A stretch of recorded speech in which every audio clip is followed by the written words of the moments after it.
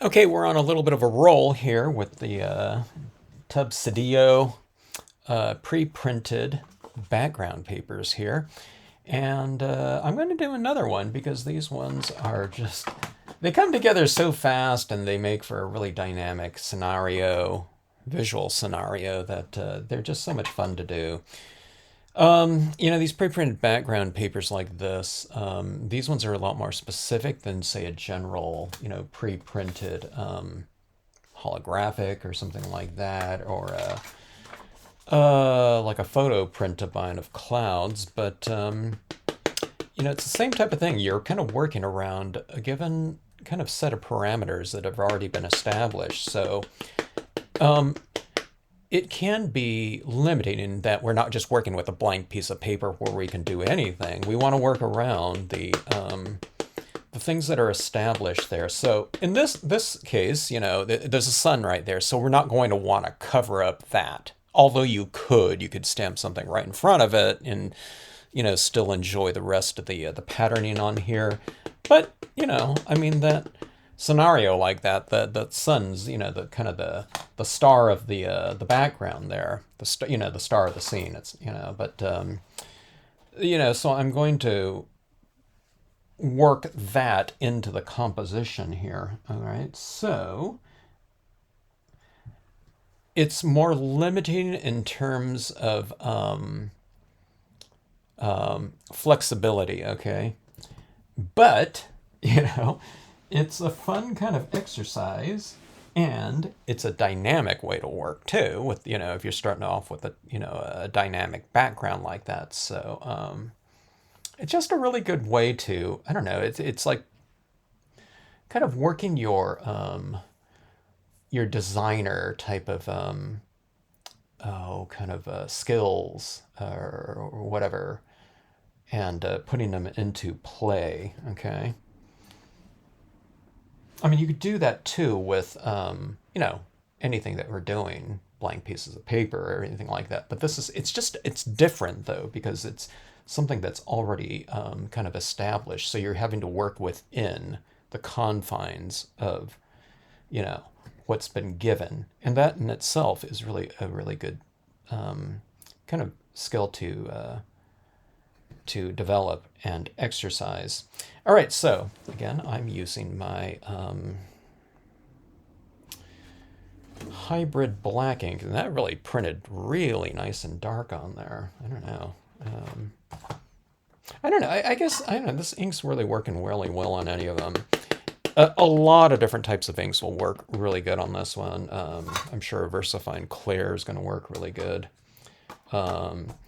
My Marvy Black, I don't think is going to give me quite as dark of an impression, though. I don't know. I haven't really tested it, but just working with other types of pre-printed papers, such as the vintage paper or the wood grain paper. I don't know. I guess I should test it, but I don't know. I don't feel like I really need to when the hybrid's working out really good. VersaFine Clair, the stays on probably works really well. I don't know. You could have to try a Memento. Memento is a little bit of a thicker ink, but I don't know. Run some tests if you're unsure. Okay. All right. So doing kind of a right and left side of this. I just want a little bit right here for this opening. And that, I don't know, I think I'll probably stamp a quote stamp into this one. But these papers like this, to me, since I don't have a lot of them, I'm doubling them up with the use of the foil down here. Now, this color scheme up here is perfect for a gold reflective foil down here. You know what I mean? If any, whatever color paper or scenario is like perfect for gold, it's like this one right here, or this paper right here. Okay, so we have that. And I can just look at these forever, these reflection cards. They're so kind of, they're kind of mesmerizing, when you do this type of thing to it and put it into this format. To me, it's like looking through, I don't know, like those Easter eggs or something like that, where you're looking through it and it's like, you know, that little hole where there's a little mini diorama inside. I don't know if you've ever seen anything like that, but I feel like I'm almost looking like, you know, if it's something similar, like into another world or, you know what I mean, or something like that. Um, which is really cool. And I like that, you know, they're easy and fast to do. And you get a kind of a three-dimensional look from, you know, just two-dimensional applications and simple applications at that, because, you know, it's almost better to have, you know, them pretty simple. I'm talking about these cards, so, you know, so the reflections really stand out really nicely. If you fill up these cards top and bottom, it's kind of cluttered and you can't see the reflections down in the bottom as distinctly. So that's why in that top section I don't put too much imagery. Okay, I'm going to give this bottom part some foreground imagery in the form of these rock clusters off of one of the desert sets. These rocks, I really love working with these since these have been out. I switched to the StazOn ink there for the gold foil. Okay, the hybrid ink is not going to dry and adhere to that type of surface, so you have to go with a little bit more of a permanent style of ink.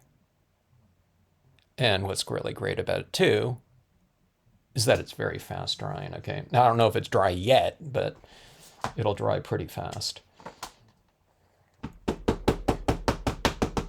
And again, this is like a, you know, a single image like this. A lot of times people, when they first start scenic stamping, they feel like they have to use the entire image every time. But you can notice with my palm tree, I didn't stamp the whole thing out. I stamped it on the left and right side. So this rock right here, I'm treating like kind of more of a left and right side type of application. You gotta watch out that it doesn't flip up and touch this. If you stamp out and skew or drop your stamp with the StazOn ink on this type of paper, just take a cotton ball with a little bit of alcohol, wipe it right off, and stamp it over again. Okay. It's a very forgiving surface. It does require certain types of inks, but if you mess up, there's not too many other types of surfaces that'll allow you to just like erase it right off the, you know, surface like that. All right, so we got these rocks like that. So that our little, I'm gonna put a figure in here on a paddleboard too, but see that right there? And I have this small one right here, and I'm gonna put the small one right over here. And again, I'll just put it on the perimeter to kind of frame off our subject matter, our main star of the scene, which is going to be this lady on a paddleboard. Because when she gets home from work and it's a nice day out, she likes to go paddleboarding in the cove at sunset. I taught workshops around the country, and sometimes I always remember this because I always, when people tell me about it, I just kind of imagine it, and I don't know, I must have some kind of emotional reaction to it because those are the types of things that I kind of remember. But I was in Paulsbo, Washington, teaching some workshops once, and this one person that took the class was telling me about how they go kayaking after work sometime up in that area. And I thought, oh man, that must be really cool, especially up there, like in the Pacific Northwest. Like in the summer times when it gets like dark at like, I don't know, whatever, 9:30 p.m., you know, you have a lot of time to go out and really enjoy the outdoors. And then when I was in Rome, New York, some of the people there live around the lakes, and there's so many super scenic, beautiful lakes up there. They were telling me, yeah, they take the kayaks out, sometime after work on a nice evening, and you know, go out and enjoy the outdoors, like in a, could be like a half an hour paddle or something like that. I thought, oh my God, that sounds so cool. All right, so see that right there? See the foreground like that? How cool that is. And then I have this paddle board, and she's going to be maybe right in here. Let's see. So that sun is like way up there, so I can put this kind of anywhere, I think. And that's not going to interfere with the reflection of that sun down there. So I don't need to work around that. I don't, that's the, like I said, that's the main kind of draw of this top portion right here. So I don't want to cover that up in the reflection area, okay? So those are the only types of considerations that I really make with reflection cards, is the main star of the reflection, you don't want to cover up. All right, now this is, when I get down to the figures, I always kind of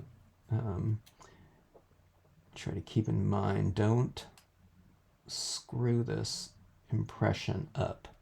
And like I said, you know what I mean? It's just because I don't feel like doing it again, but if you do, you just wipe it off. But if I can get it in the first go, that'd be all the better.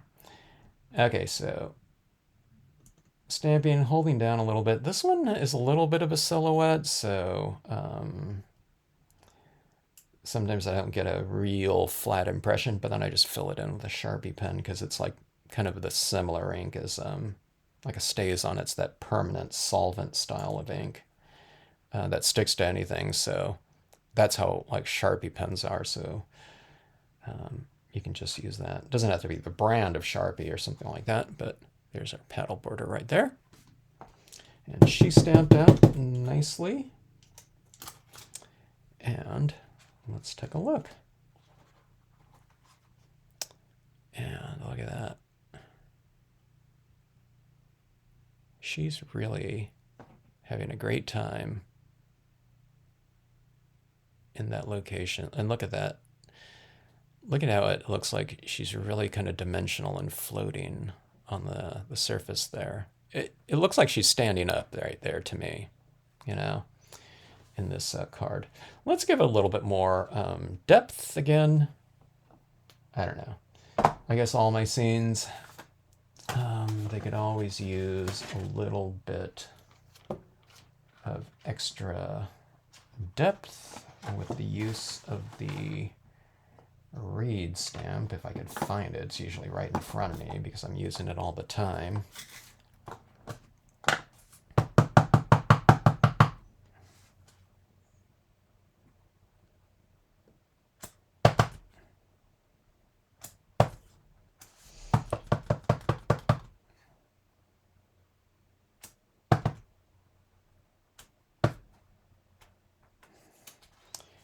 All right, so you have a little bit more foreground dimension in there. Okay. Like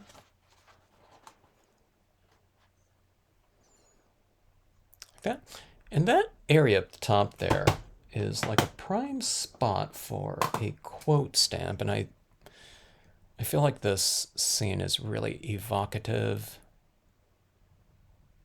and would be a perfect spot if I have a good quote stamp for up there, and I'm sure I do, in the scenic sentiments line of quotes and words. So I'm going to look through those and figure out an appropriate one for this setting right here.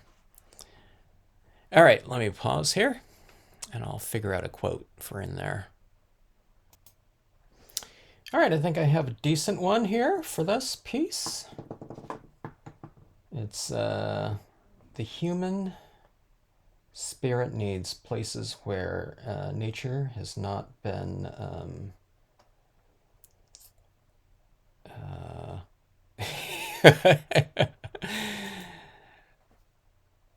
Rearranged by the hand of man. There we go. I'm trying to read backwards here.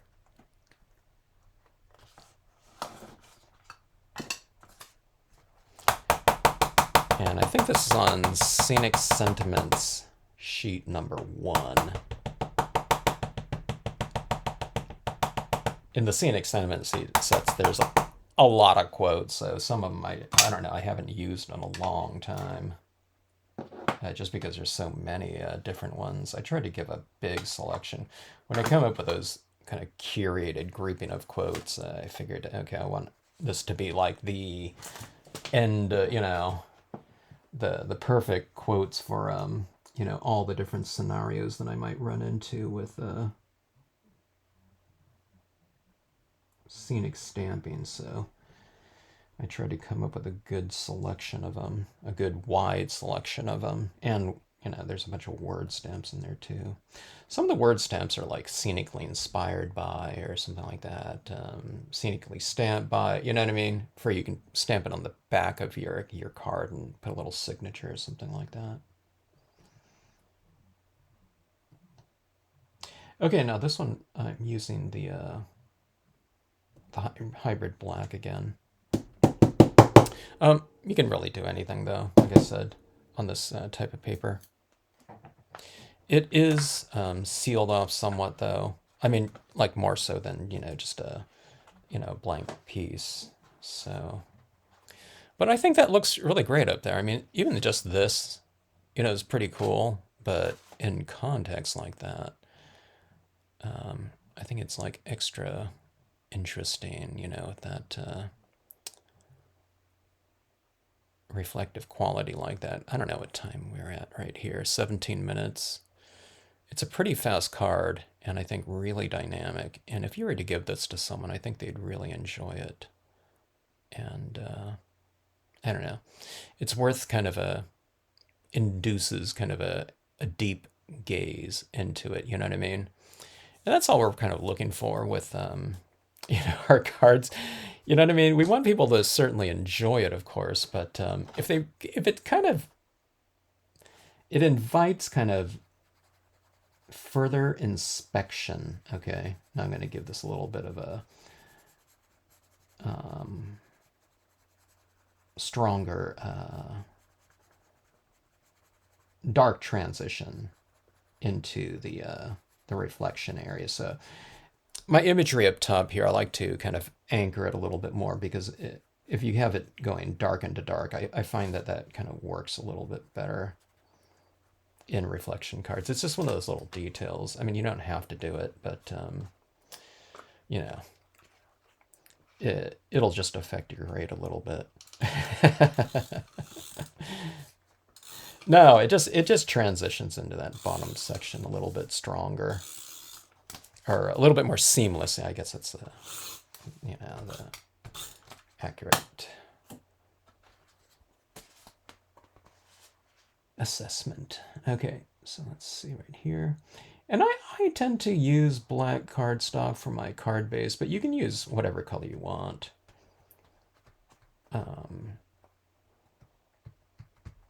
Be kind of interesting to use like a gold card, on the outside. And then you can stamp something else, if this is, for an occasion, you can, could be happy birthday on the outside or something like that. But there you have it like that. Look at this, see? Moving across like that. It's really dimensional. This card goes like that. They open it up. And I mean, some people kind of, if you have a mantle, you can put it up there like that. Or, you can just put it on like a counter or something like that. I mean, it's best to see things at that 45-degree angle like that when you're looking at it. But these cards look pretty good if they're just like, hey, posted somewhere too. When I give it to, my son or my wife or something like that, they just kind of put up on a mantle, and it views at like 45 degrees. If you send it out to someone, maybe it doesn't, maybe it's a little bit more folded and, stays like that. But I don't know, there's been different ways people have kind of propped it up, for viewing too. But all right, so another quick card. And I hope you enjoy it. Now see that quote right there? It's showing a little bit down there, but it's far enough away that I don't see like this backwards writing down there. It's not something that I'm really paying attention to. So I don't put quotes like too far down on the horizon like that because I want it kind of a little bit more obscured like that. And you have enough distance right there where you can do that.